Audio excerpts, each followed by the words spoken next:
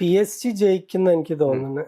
ഞാനിപ്പോ എല്ലാ തവണയും ഇവിടെ വരുമ്പോ പറയുന്ന ഒരു കാര്യം PSG ജയിക്കും, പിന്നെ ക്വാരറ്റ്സ്കേലി ആയിരിക്കും അതിൽ ഏറ്റവും പ്രധാനപ്പെട്ട ഒരു കളിക്കാരൻ.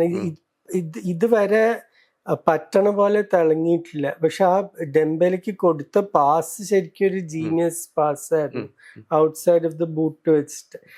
ക്വാരറ്റ്സ്കേലിയെ ക്ലിക്ക് ചെയ്താൽ എന്തായാലും ആ കളി PSG ജയിക്കും. പിന്നെ അവരുടെ കാണികളുടെ മുമ്പിലുമാണ്.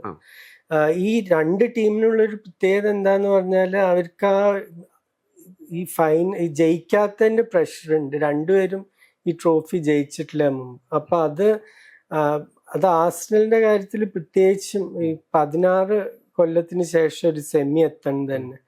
അപ്പൊ ആ ഒരു പ്രഷർ കളിക്കാരുടെ മേതുണ്ട്. PSG പിന്നെ ഈ ഇടയ്ക്ക് 20 ഫൈനലിൽ എത്തിയതൊക്കെയാണ്. പക്ഷെ ആ ഒരു ഇത് മറ്റേ ടീമുകൾക്കില്ല. ബാഴ്സലോണയൊക്കെ 10 കൊല്ലം മുമ്പ് ജയിച്ചതാണ്. അത് പക്ഷെ വാശിയേറിയ മത്സരമാണ്. ഈ ഇന്റർ ബാഴ്സലോണ എന്ന് പറഞ്ഞാൽ 15 കൊല്ലം മുമ്പ് ഗ്വാർഡിയോളയും ജോസെ മൊറീനിയോയും തമ്മിലുള്ള തർക്കവും പ്രശ്നങ്ങളും ഒക്കെ തുടങ്ങിയത് ആ ഒരു കളി വെച്ചിട്ടാണ്. അതും സെമി ഫൈനലായിരുന്നു പറയുമ്പോ. അതിന്റെ രണ്ടാം ലെഗ് ബാഴ്സലോണയിലായിരുന്നു. ഇവർക്ക് 18% പൊസിഷൻ വെച്ചിട്ട് കളി തോറ്റു, 1-0 തോറ്റു. പക്ഷെ ഹോം ലെഗ് 3-1 ജയിച്ച കാരണം അവർ ഫൈനലിൽ കയറി. അതിനുശേഷമാണ് ആന്റി ഫുട്ബോൾ അത് എന്നൊക്കെ പറഞ്ഞിട്ട് പല തർക്കങ്ങളും ഉണ്ടായത്.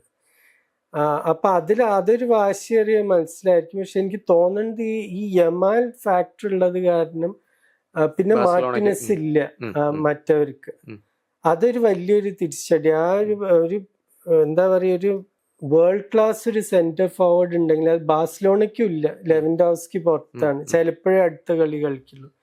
പക്ഷെ ലെവൻഡോവ്സ്കി ഇല്ലെങ്കിൽ അവർക്ക് ഫെറാൻ ടോറസ് ഉണ്ട്, ഇന്നലെ ഗോൾ അടിച്ചു. അപ്പൊ എനിക്ക് തോന്നുന്നുണ്ട് ആ ഒരു യമാൽ ഫാക്ടർ കാരണം മിക്കവാറും ഒരു 2-1 ബാഴ്സലോണ ജയിക്കാനാണ് സാധ്യത ആ കളി. അപ്പം ബാഴ്സലോണ PSG ഫൈനലായിരിക്കും നമ്മൾ പ്രതീക്ഷിക്കുന്നത്. അതാ അങ്ങനെ ആണെങ്കിൽ ലൂയിസ് എൻറിക്കെ പണ്ട് കളിച്ചതും കോച്ച് ചെയ്ത ക്ലബുമായിട്ട് തിരിച്ച് കാണാൻ പറ്റും.